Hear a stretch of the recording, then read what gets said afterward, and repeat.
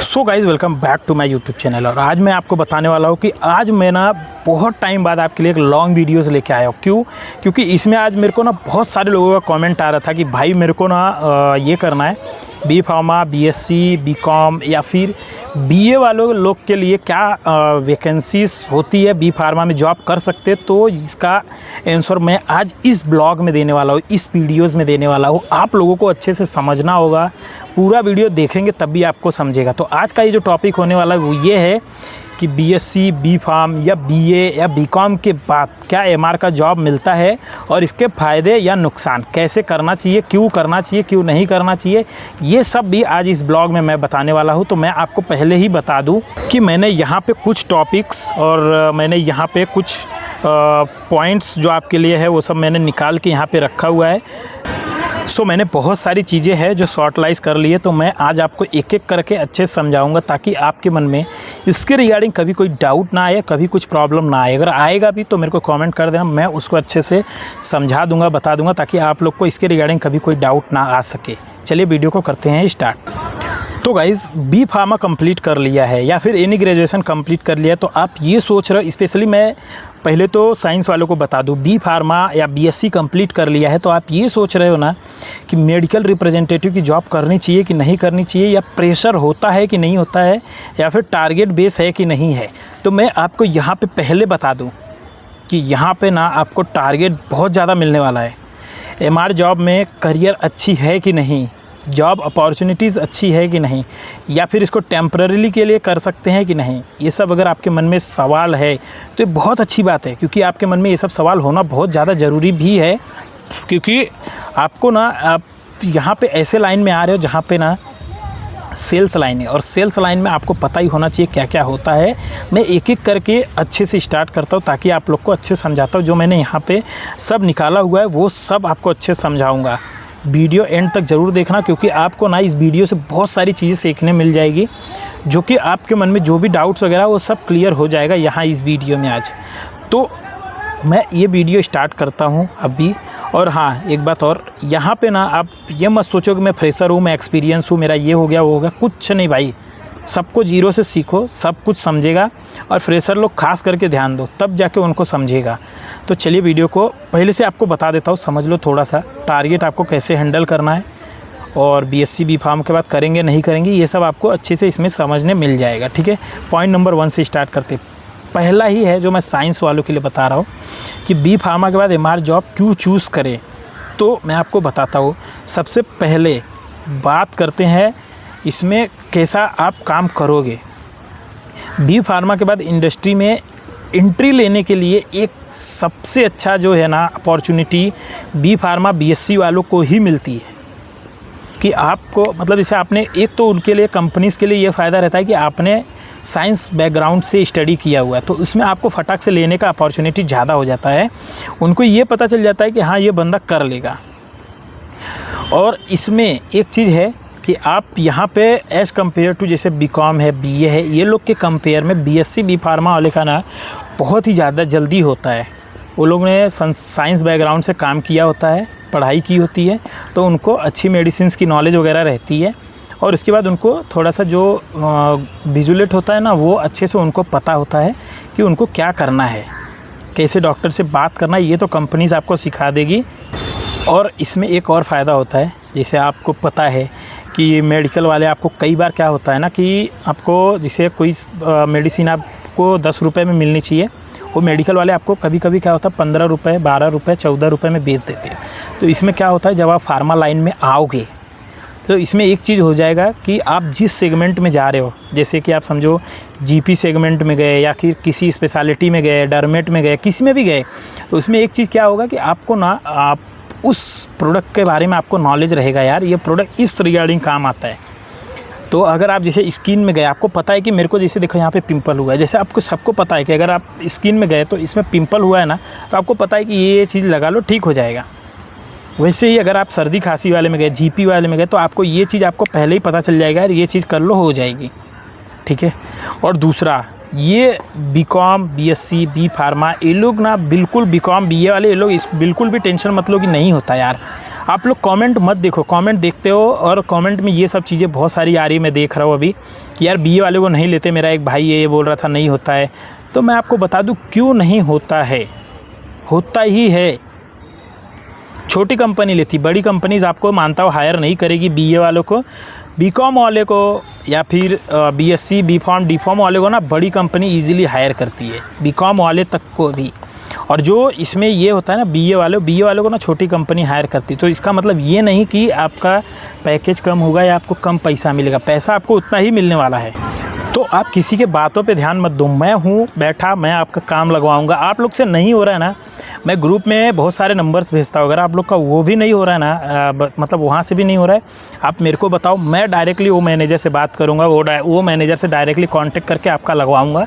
इतना गारंटी है, कोई भी होप मत छोड़ना, भले टाइम लगेगा, हफ्ता, 1 हफ्ता, 2 हफ्ता या फिर 1 महीना भी लग सकता है, लेकिन आपका लगेगा, इतना गारंटी मेरी है। ठीक है, अब आते हैं दूसरे पार्ट पे। दूसरा पार्ट ये है एमआर जॉब की रियलिटी, दूसरा पार्ट है। ठीक है गाइस, सिर्फ डिग्री होने से एमआर जॉब इजी नहीं हो जाती। मैं बोला ना, जैसे कि आपको लगता है ना कि बीएससी, बी फार्म हो गया तो जॉब इजीली मिल जाएगा, इजीली कर लोगे, कुछ नहीं होता है। एमआर जॉब में ट्रैवलिंग बीएससी वालों को भी करना पड़ेगा, बीकॉम वाले को भी करना पड़ेगा, बीए वाले को भी करना पड़ेगा और डी फार्म वाले को भी, सबको करना पड़ेगा। आपको असाइन एरिया जो आपको मिलता है, जैसे आपको मिल गया, अभी आप समझो यूपी में हो तो वाराणसी मिल गया,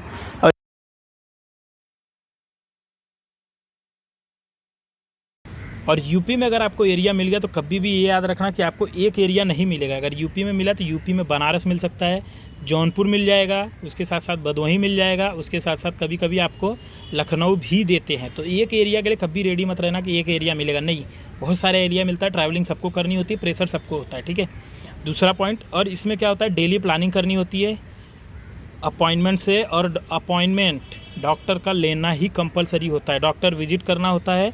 उसके साथ साथ आपको अपने डॉक्टर को क्या चीज़ देना है, क्या चीज़ लेना है, क्या प्रोडक्ट बताना है, ये सब की प्लानिंग अच्छे से करके निकलनी पड़ती है। ठीक है, तीसरा पॉइंट आता है टारगेट का प्रेशर। जिसको लगता है ना कि बी फार्म कर लो उसके बाद चलो एमआर की जॉब पकड़ लेंगे, टारगेट नहीं हो, टारगेट अंदर घुस जाएगा बेटा, टारगेट बहुत ज़्यादा रहता है, कंपनीज़ पे डिपेंड करती है। ठीक है, अब बात करते हैं इम्पॉर्टेंट, और वो होती है टारगेट। एमआर जॉब में सेल्स जो वर्ड होता है ना, वो उसके पीछे ही छिपा होता है टारगेट। सेल्स है मतलब टारगेट होना कंपलसरी है।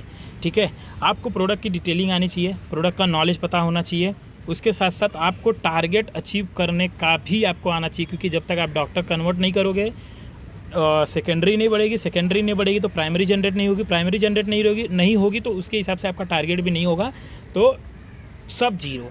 मतलब आपकी ठोकाई यहाँ से भी होनी है और कंपनी में भी होनी है, नहीं होगा तो टारगेट ठोकाई होना तय है। ठीक है, इसमें आता है चौथा पॉइंट जो होता है सेल्स एंड इंसेंटिव्स।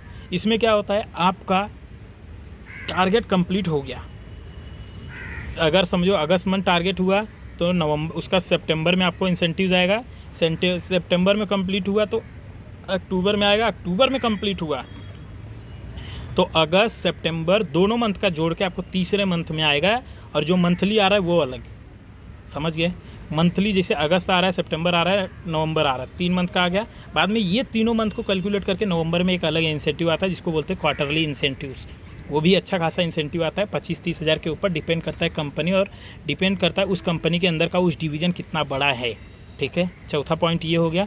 और हाँ, फ्रेशर लोग को बहुत सारा डाउट रहता है कि सर मैंने ज्वाइन कर लिया, मेरे को इंसेंटिव्स नहीं आ रहे। इंसेंटिव्स आना आपको स्टार्ट होता है अप्रॉक्स 3 महीने के बाद, क्योंकि आप सिस्टम में जब आते हो उसके पहले लोगों ने पिछला क्वार्टरली अचीव किया होता है ना, तो वो इंसेंटिव उन लोग को आता है। फिर आपके मन में आता है यार वो वाला इंसेंटिव मेरे को क्यों नहीं आया, क्यों आएगा आपको, ना आपने कुछ काम किया ना कुछ किया, तो आपको इंसेंटिव्स नहीं आएगा। ठीक है, इसमें 5वां पॉइंट है करियर ग्रोथ। इसमें आपको अगर आप कंटिन्यूअस आप ये करते गए, टारगेट अचीव करते गए, तो इसमें आपका करियर ग्रोथ होगा। पहला आपको मिलेगा फर्स्ट लाइन मैनेजर, सेकंड आएगा सेकंड लाइन मैनेजर, और थर्ड आएगा थर्ड लाइन मैनेजर, जो कि होता है पहला मैनेजर, दूसरा आरएसएम, तीसरा जेडएसएम, जोनल सेल्स मैनेजर, आरएसएम मतलब रीजनल सेल्स मैनेजर। ठीक है, ये तीनों पोस्ट पे जाओगे। उसके बाद आता है बीएच, फिर डीजीएम, फिर उसके बाद बहुत सारी पोस्टेज हैं ऊपर, जो कि यहाँ पर आपका ग्रोथ बहुत अच्छा होता है, सैलरी बहुत तेज़ी से यहाँ पर बढ़ती है। ठीक है, छठा पॉइंट है किन लोगों के लिए एमआर सही है, फटाफट से बताता हूँ। अगर बी फार्मा ग्रेजुएट हो बीकॉम हो, बीएससी हो, कुछ भी हो, आप सबके लिए बी फार्म ये एमआर जॉब सबसे अच्छा है। कम्युनिकेशन इंप्रूव करो, सबसे पहला पॉइंट। दूसरा, फील्ड वर्क आराम से कर सकते हो तो। तीसरा, ट्रैवलिंग से प्रॉब्लम नहीं है तो। चौथा, टारगेट हैंडल कर सकते हो तो। पांचवा, फार्मा इंडस्ट्री में करियर बनाना चाहते हो तो। लोगों को अगर आपको सीखना है professionally how to talk, how to deal, how to convert doctor ना, तो आप यहाँ पे आओ। कैसे बात करना है, कैसे डॉक्टर के साथ रहना है, ये सब आपको इसमें सीखने मिल जाएगा। ये होता है फार्मा का, किन लोगों को फार्मा लाइन में आके करना चाहिए, ठीक है। अब इसमें आता है किन लोगों को नहीं करना चाहिए फार्मा लाइन में, तो मैं उन लोगों को बता दूं। सबसे पहले जो बिल्कुल ट्रैवलिंग नहीं करना चाहते, घर पे रहना चाहते, ट्रैवलिंग नहीं, ऑफिस वगैरह देखना चाहते हैं। और दूसरा पॉइंट इसमें आता है जो फील्ड वर्क से जिसको प्रॉब्लम है, जो फील्ड वर्क नहीं करना चाहता, वो लोग भी दूर हो जाओ। तीसरा आता है डेली आउटडोर विजिट, जिसको डेली न्यू लोगों से मिलना नहीं है, आउटडोर विजिट नहीं करना, वो लोग इस सबसे दूर रहो। और सातवां सबसे मेन पॉइंट आता है मेरा ऑनेस्ट ओपिनियन क्या है आपको लेके, कि आपको इधर ज्वाइन करना चाहिए, नहीं ज्वाइन करना चाहिए। देखो, मैं आपको बता दिया कि किन लोगों को ज्वाइन करना चाहिए, किन लोगों को नहीं ज्वाइन करना चाहिए, बट मेरा ओपिनियन क्या है यहाँ पे बता देता हूँ। मेरा ओपिनियन ये है कि अगर आपको ट्रैवलिंग से प्रॉब्लम नहीं है, टारगेट से प्रॉब्लम नहीं है और घूमने से प्रॉब्लम नहीं है, तो आप फार्मा लाइन में आओ, ज्वाइन करो। यहाँ पे स्टार्टिंग में ही आपको कंपनीज डिपेंड करती है, स्टार्टिंग में ही आपको 20-22 हज़ार रुपये सैलरी मिलती है और उसके एक साल, हर एक साल में आपकी बढ़ती जाती है और बढ़ती जाती है कंटिन्यूअस। टारगेट हो तो भी बढ़ती है, नहीं हो तो भी बढ़ती है, बट टारगेट नहीं होता है तो थोड़ा सा बढ़ता है, टारगेट हुआ रहता है तो बहुत ज़्यादा बढ़ जाता है, ठीक है। और बाकी इसमें ज्वाइन कर सकते हैं BSc, B pharm, D pharm, BA, सब ज्वाइन करो। किसको नहीं मिलता है मेरे को कमेंट करो, उसके लिए मैं बैठा हूँ, मैं करवाऊंगा कैसे करना है, कैसे नहीं करना है। नहीं आप लोग से बात हो रहा है, डर रहे हो, कुछ भी हो रहा है, मेरे को कॉन्फिडेंसली बताओ यार। टेलीग्राम का मैंने चैनल दे रखा है, लिंक दे रखा है, सब पे जाओ, मेरे को मैसेज करो। कुछ नहीं समझेगा तो वहाँ मेरे को पर्सनली मैसेज करो, मैं सब आपका क्लियर कर दूँगा और सब आपको अच्छे से बता दूंगा, समझा दूंगा। तब तक के लिए बाय, और चैनल को सब्सक्राइब कर लो। कुछ नहीं समझेगा तो कमेंट करो। तब तक के लिए बाय और चैनल सब्सक्राइब कर लो।